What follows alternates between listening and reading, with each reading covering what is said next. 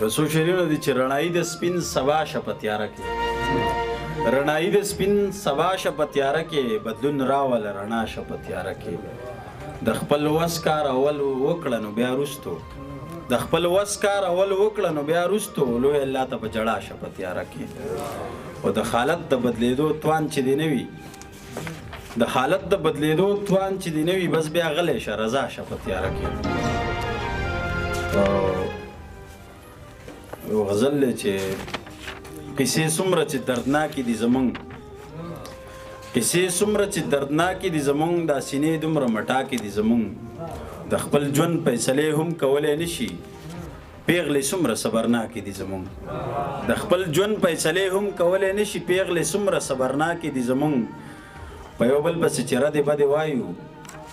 په یو بل پسې چې ردې بدې وایو دا خبرې خطرناکې دي زمونږ یو څو شعرونه نور وایم چې د دوی په مخ کې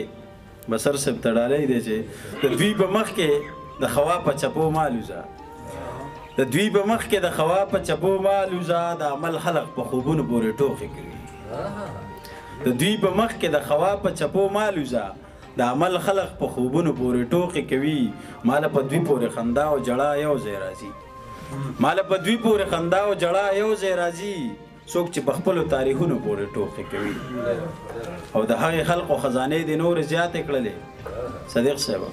د هغې خلقو خزانې د نورې زیاتې کړلې څوک چې د ډېر په نعمتونو پورې ټوخې کوي د هغې خلقو خزانې د نورې زیاتې کړلې څوک چې د ډېر په نعمتونو پورې ټوخې کوي او زما خیالونه د لفظونو نه بلا مشران زما خیالونه په لفظونو پورې ټوخې کوي مقصد چې سنگینه نور د شاعرۍ د قدر څوک پاتې دي سنگینه نور د شاعرۍ د قدر څوک پاتې دي چې شاعران هم په شعرونو پورې ټوخې کوي ډېره مننه